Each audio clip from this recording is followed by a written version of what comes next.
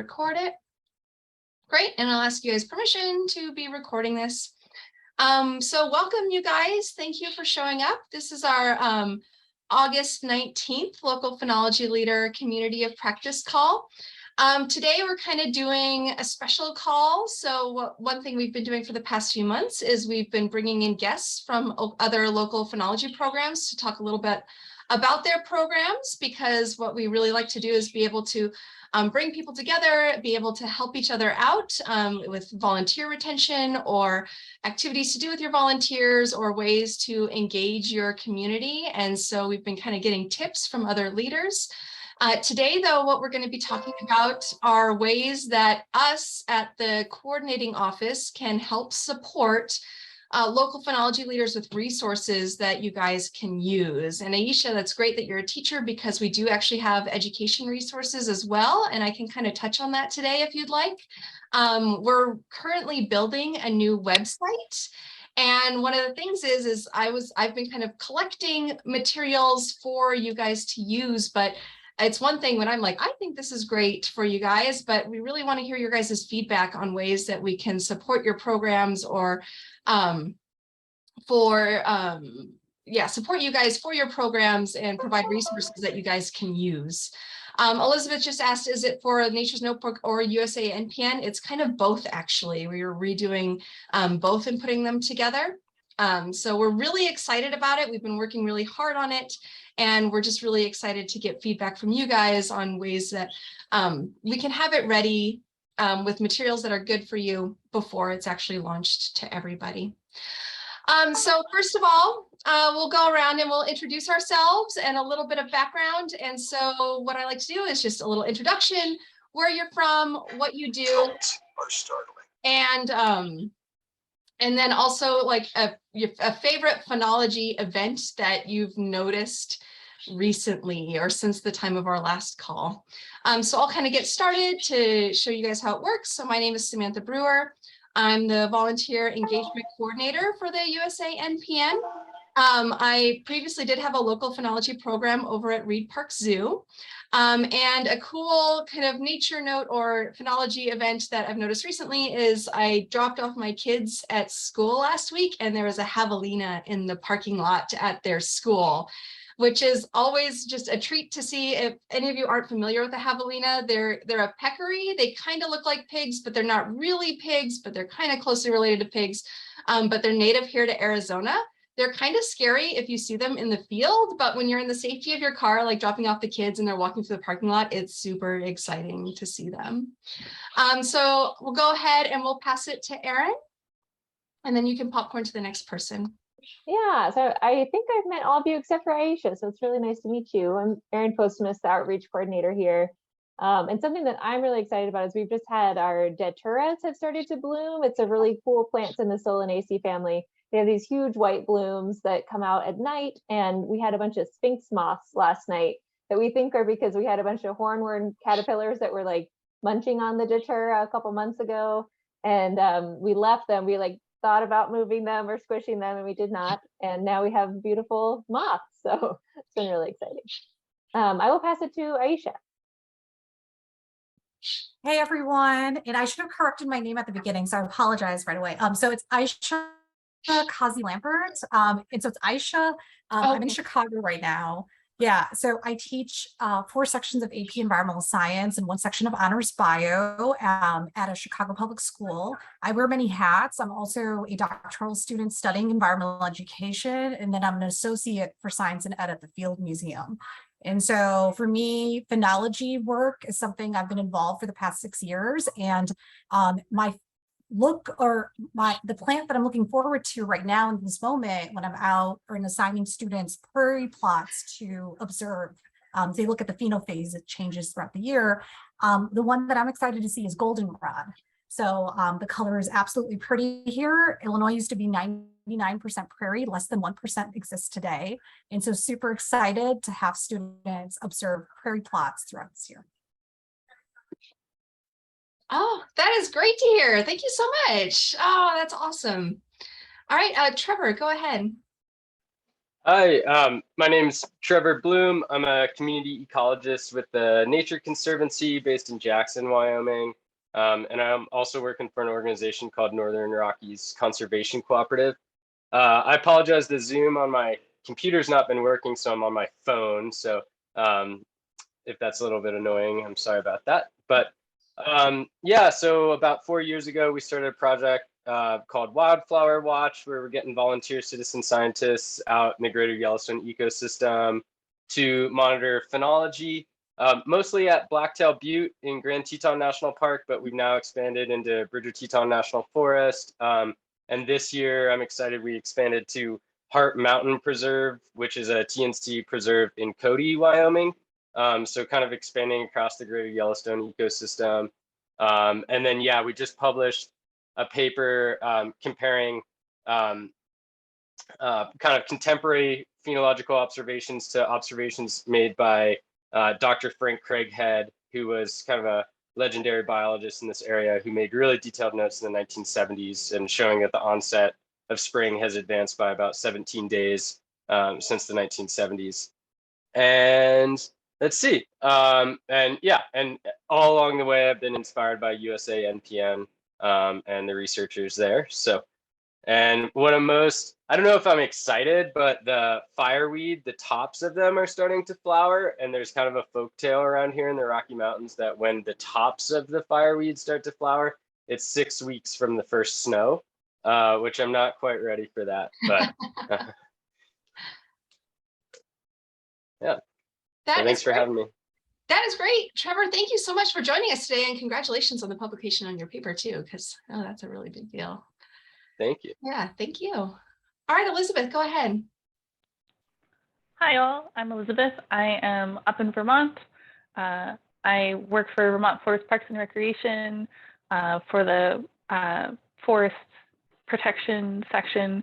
And we are in our very first year of running what will hopefully be a long-term monitoring project focused on the phenology of invasive plants in the forest. So we're trying to establish a baseline data set for invasive plant phenology in Vermont. There's currently an absence of strong, widely available data. And we're hoping both to build that baseline data set so we can track phenological shifts that occur due to climate change, but also then use the data that we're collecting in real time to help people across the state manage invasive plants effectively. Let's see, what was the other bit? Oh, right, something that we've seen recently. So one of the sites that I am an observer for, because I'm also an observer as well as sort of running the project, can't leave all the fun to others. We've started to see recent fruit and seed drop for our Linicera, our honeysuckles, which is really fun and a good practice in understanding, measuring that intensity. I'm looking forward to some downtime in the fall and winter to go through that new course module on intensities, and greatly appreciate that you all put that together. Oh, sure thing. That's really, is there something special about the fruit and seed drop on the honeysuckle that's kind of unusual that they do, or because I'm not familiar with that plant? So they produce spherical berries that are twinned at the axes. And so this green sort of rounded shrub gets completely covered in all these little round sphered berries. And it's a low branching shrub. So like getting down to the ground and sort of digging around to see if there's fruit drop. But because there's like thousands of them, if the wildlife hasn't gotten to that particular plant, it's going to be a testament to my memory and my notes on measuring it from week to week. Oh, that's great. Well, thank you so much, Elizabeth. I appreciate that. All right, so what we're going to do today is I kind of wanted to start us off with a little icebreaker, because one thing that we like to do is be able to provide you guys with ideas or ways that you can engage your volunteers. And one of them is one of my favorite things that I do for the local phenology leaders certification course. So if you do know people who want to get certification to be a local phenology leader, either like at a school or at a research station, we have opened that course again for the fall. And so one of the activities that I like to do is these rebus puzzles. So I'm going to share my screen real quick. And some of you might know these if you ever took the course. So rebus puzzles are kind of like where there's like a common word or a phrase that comes from the puzzles here. And so I made a few quick like phenology related ones, but just for practice, this is one that you kind of commonly see when you do those puzzles like in the classroom. But you guys can go ahead and unmute yourselves. And if you want to guess what is the common phrase that is shown in this puzzle. It's a little bit of a brain teaser. Is it like one for all or all for one? Yeah, all for one and one for all would be this one, right? Yeah.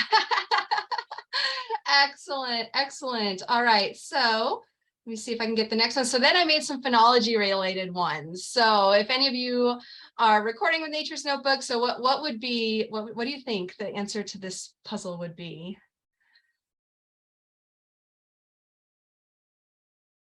And this one's a broad one that kind of encompasses all the things that you record with Nature's Notebook. But you can just shout them out. Do you want me to shout it out? Yeah, go ahead and shout it out. Phenophase? Phenophase. So we phased out the word pheno.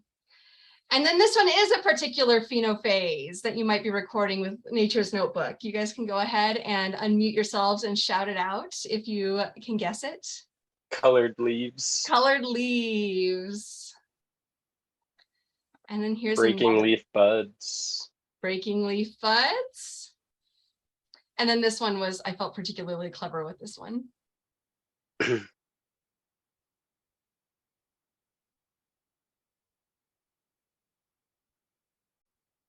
A little stumped. This is an animal phenophase.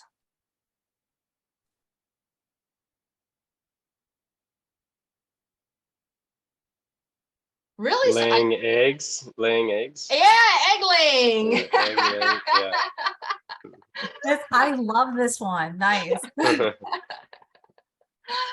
So sometimes when you want to do icebreakers for your volunteers, especially if it's in a Zoom meeting or something like that, but even like kids at school, if you're trying to teach them like what are different phenophases, if you want to come up with these puzzles and right after you teach them the different phenophases that they could record, it's a kind of nice way for them to be able to recall some of those phenophases in kind of a different and hopefully interesting way. So I kind of wanted to throw that out there for another game that you might have in your repertoire for your students and volunteers.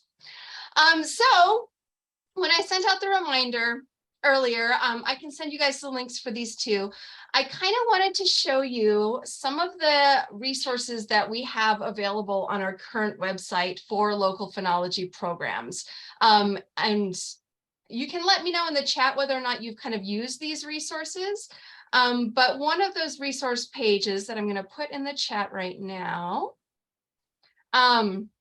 are kind of workshop resources. And these are resources that we have that I'm going to share my screen for if you want to host a workshop or trying to like bring in volunteers or do volunteer training events.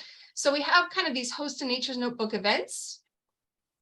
And we have a lot of materials that are available for these events. So for example, we have info sheets for Nature's Notebook.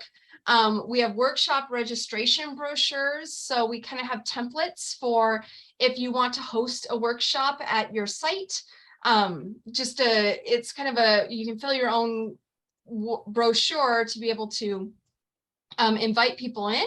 And so we have kind of a blank template for that so that you can put in information for your own site. We have welcome pages so that you can send them kind of made workshop materials. We have how to observe handbooks. These are going to be updated when we do have the new site.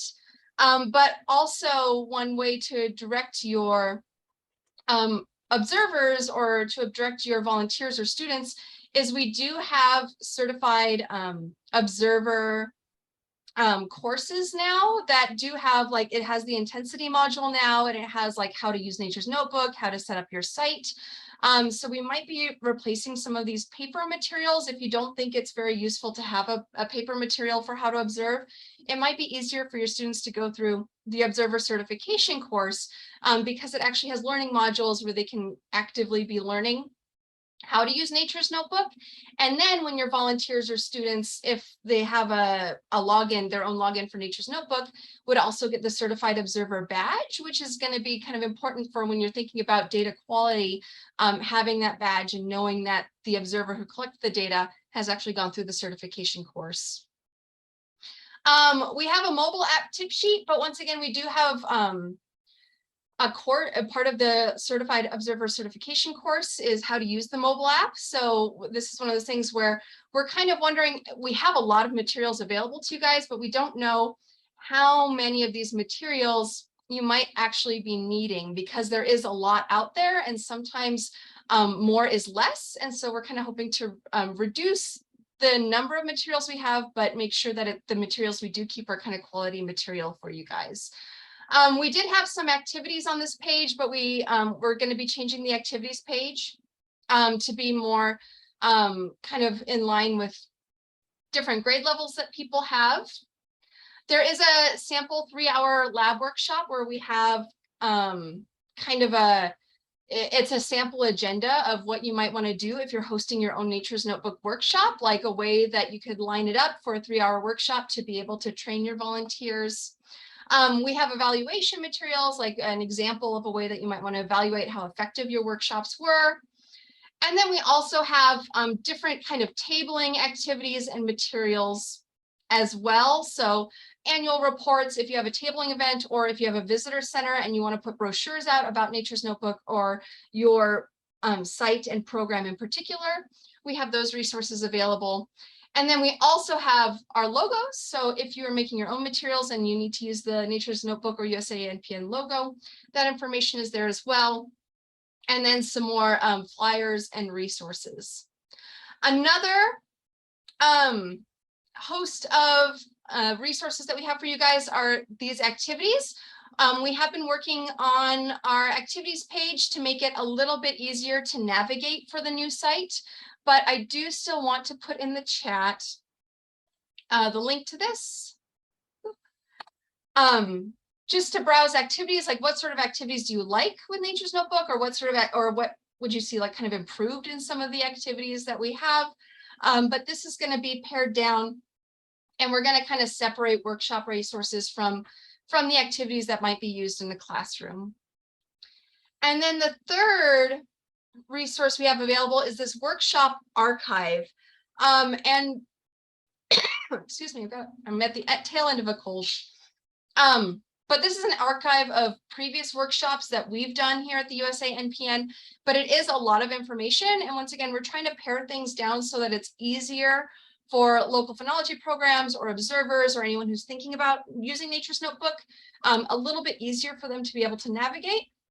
Because right now it can be a little overwhelming, and it can, you kind of go down a rabbit hole, and this is something that we are aware of and that we are working on for the new site. But once again, we just kind of want to see which of these materials are actually going to be useful for you guys. Excuse me.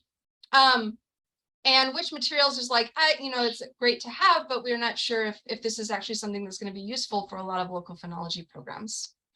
I do want to show you a quick preview of what we want to kind of make it look like in the new website. So once again, this is kind of what it looks like right now for local phenology programs, like resources for the phenology programs to be able to use a resource.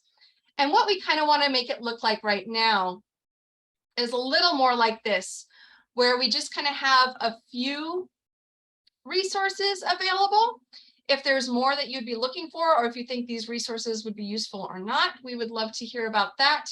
This page I won't be sharing with you guys just because it's kind of a preview of what we're working on right now. It's not fully completed.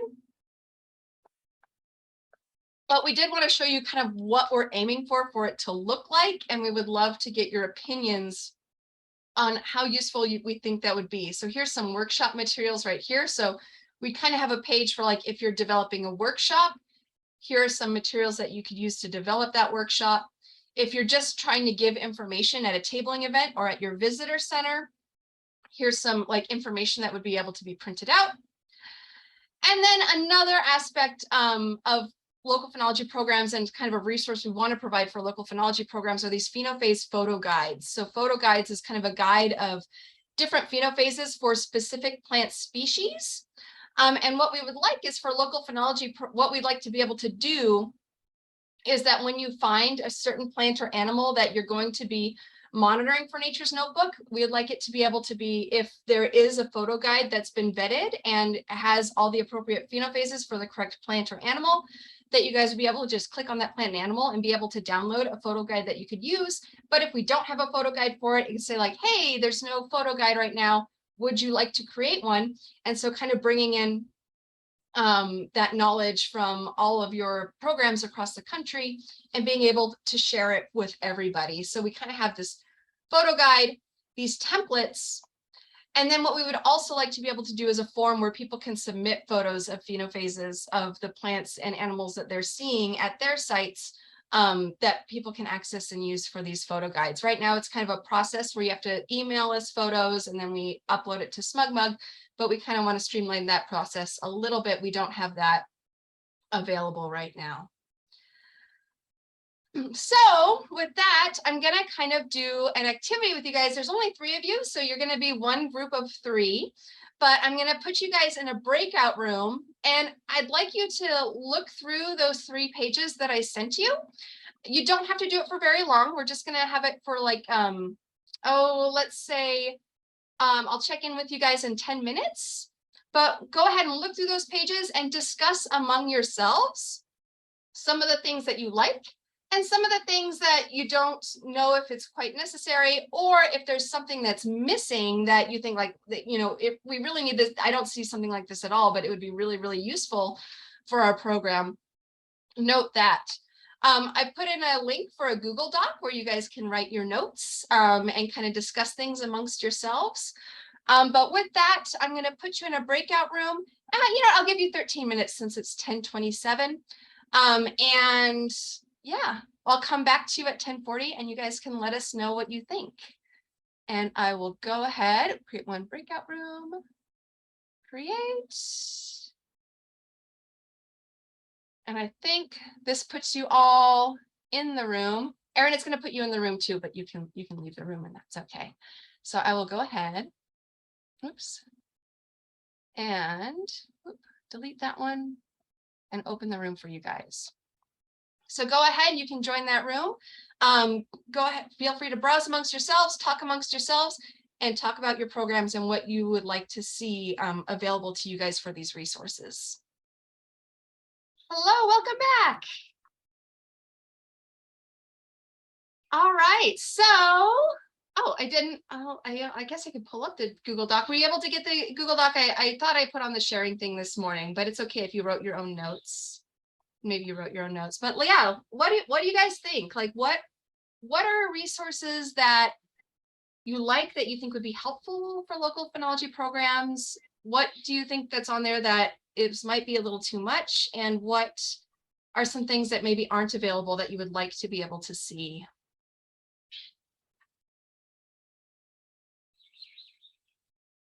So I think we were having trouble accessing, we still didn't have access to like edit the document with the reflection, which is like, it's not a big deal, but I would say it's resource rich, which is really great. Like there's a lot of resources on here. Mm-hmm. As a educator, for me, because I'm so limited with time, a preview of a document of what that actual document looks like is super helpful, because I'm stuck between a choice of hitting every single link to get there versus if I'm just looking for a phenology chart that I need to print out really quickly for all my groups before I go outside. It's easy for me to kind of scroll through the website, find the chart that, or like at least look for the couple chart documents and pick the ones that I need.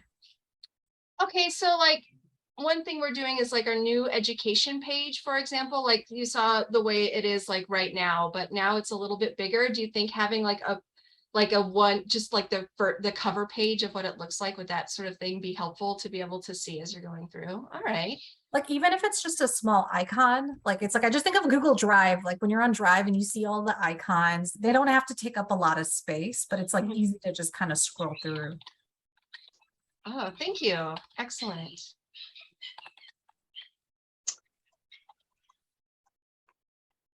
Yeah, I think definitely there's a lot of stuff there, and sometimes it's like hard to find what I'm looking for, but the visualization tool, more instructions on like how to use that.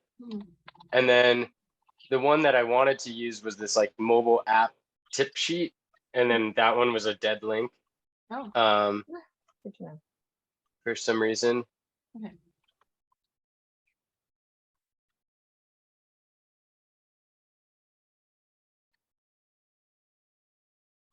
Yeah, so as we migrate over to the new site, yeah, we are finding where the dead links are, and yeah, trying to figure out where that material is and making sure that it is up on the new site. And hopefully that'll be good too with the new site. If we have fewer, more effective materials too, it'll be easier for us to keep track if something happens to one of the links. Definitely.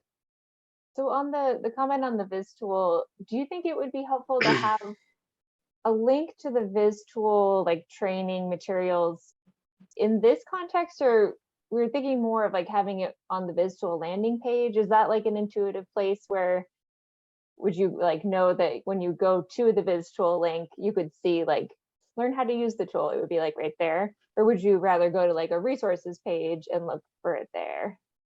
No, I think what you're talking about, because I don't know if it's there yet.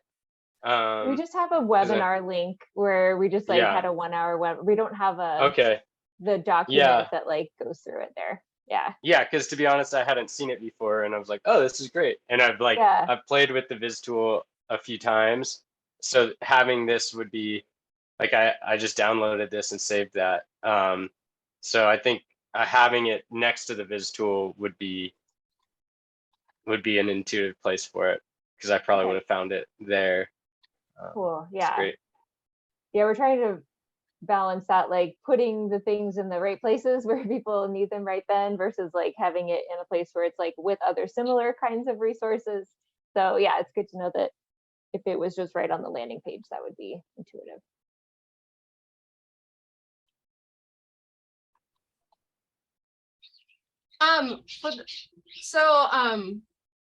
For like the classroom things, we are putting we have like a phonology in the classroom page for educators that we're doing right now, and we kind of have different activities that are kind of spread out by grade level.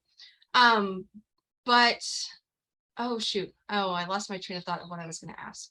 Yeah, so for like that intuitiveness of these materials,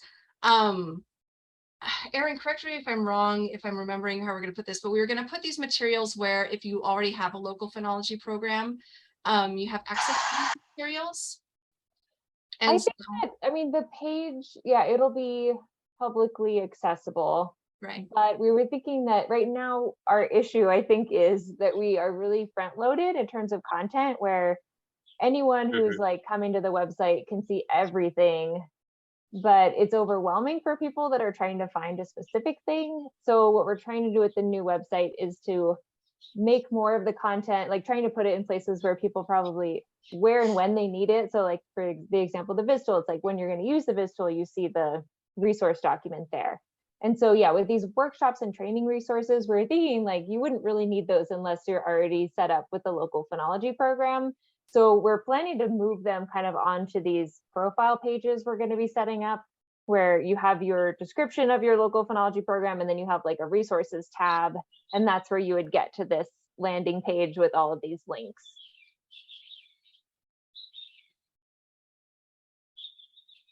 Does that seem like that would be kind of like an intuitive thing? Like, is this something that you think everybody would want to be able to see and have access to, or do you really think that like how to build a local phonology workshop is going to be something more of I'm logged in, I'm a local phonology leader, and I want to have access to these sort of materials? or I want to be able to find these materials on my profile for when I'm logged in. Oh, okay. So you're talking more like public facing versus like people that are logged in. Mm-hmm. Okay. Yeah. Yeah, I guess maybe thinking back to when you were first starting out, like how important is it to you to know what resources a program has from the outset versus like you get maybe a little preview and then you sign up and then you get a lot.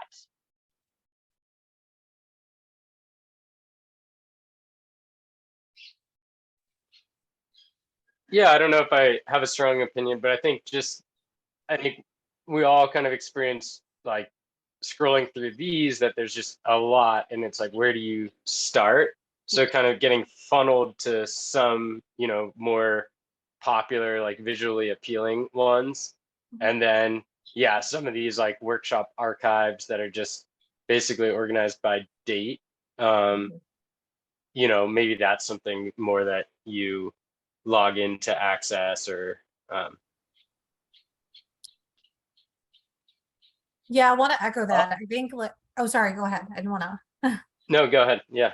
Yeah, I really like that framework. I think just like starting from the most popular ones and then leveling up. So it's like if you're a level 1 at starting phonology, and now it's like someone like for myself, I would see myself as level 2, where it's like I need to push myself a little bit more.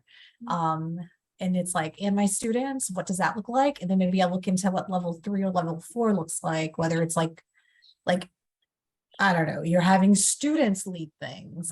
It's like you're pushing that responsibility a little bit more once they get comfortable. Okay.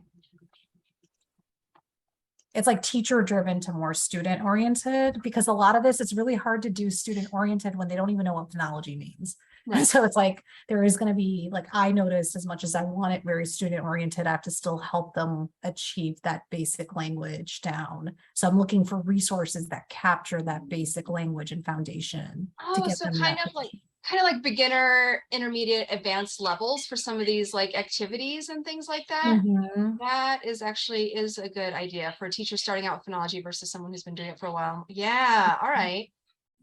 That actually makes sense. And Like if I'm there was a just tag on the materials or something like that that you could like filter. And I'm so sorry. I actually have an in-person meeting I have to prep for, so Okay. I have to hop off. But thank you guys so much for this space, and I look forward to future conversations. Thank you so much for joining us. Thank We you. appreciate Nice to having meet us you. here. Yeah, good to see We you. appreciate you being here. Yeah, Nice thank you so meeting much. you. Yeah, nice meeting you all. Bye. Bye. All right, and we just have a couple minutes left. And so this is, even if you didn't have a chance to look for something, but just off the top of your head, is there just something that you would love for us to have that you maybe haven't seen before? Because I think both of you are familiar with Nature's Notebook. And is there just some sort of material or document or something that you just wish we had that would be supportive for local phonology programs or would be able to help people get started with their local phonology programs, besides like, we have the observer certification course and we have the LPL certification course. But like, some sort of kit or something that would help them be able to promote their program. Well, this is like I'm still going through the growing pains of the very first year of running the project. So still figuring out what we need, what we don't need. So I don't have anything that sort of immediately jumps to mind.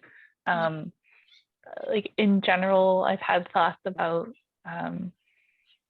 continuing education. So observers that have been with us now for a year, how to continue to engage them and keep their skills honed through the Northeast winter when things aren't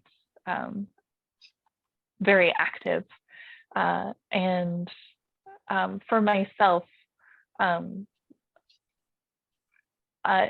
visualization tool is just such a powerful thing. And I'm sure you hear this all the time from people that are using it and looking for sort of more guidance on the outputs it can produce and sort of how to use it. And almost almost like a, sort of thinking like a playground for the visualization tool with just like all the different resources for how you might be able to learn about and engage with it in sort of the same space. And the homepage is certainly like perhaps like a good starting point in thinking through that. I don't know if it's just because I'm primarily a desktop user of the NPN and Nature's Notebook site, but all of the pages are very narrow. Like all of the text is very narrow. I don't know if that's like optimization for cross-platform or cross whatever you want to call it. But it's hard to like read something and like be scrolling for a really long time, and especially when you're trying to like sit and focus and learn something, it can be pretty distracting. But again, that's coming from like the desktop user perspective. But I'm thinking like Samantha showed those really like nice tiles, like graphic tiles with text. That's going to be really squished on how it's sort of set up now with that really narrow column of text that's displayed on the website. If there was just more ability to use the width of the page. But again, I don't know if that's like unique to the monitor and the desktop user. I'm not sure.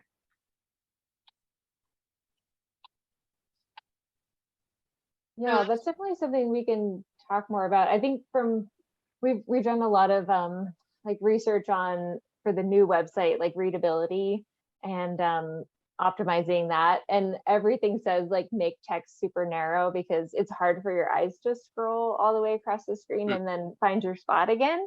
So like if you look at websites that have a lot of text, they're all like super narrow, like New York Times and other newspaper websites.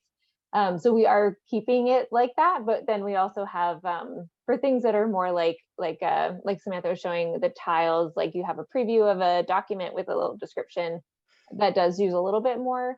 But that's interesting. That's really good feedback to hear that it's hard to read that way, because that's definitely like not what we've been hearing from other places. So maybe we should look into that a little bit more. Well, don't take it on an N of 1, you know. No, yeah. But it's good to think about like different monitors too, and like we're also trying to optimize for mobile, you know, so people can see things on screens that are really narrow. So yeah, there's a lot of different aspects to consider for sure. And One thing. Go ahead. Sorry, Trevor. I was just gonna say, I noticed a lot of the materials in the activities. So I'm mostly focused on like training and that kind of materials, because we have we're utilizing Nature's Notebook in perhaps a different way than most people. Like we have set observers that are either staff at the sites where at the locations where the sites are, or our own staff, or really dedicated long-time observers. So we're not like constantly recruiting. So, you know, we don't need the outreach or the tabling materials or things like that. So I'm mostly focused on looking at the training materials. And a lot of them are like all the things that we use in the LPL training.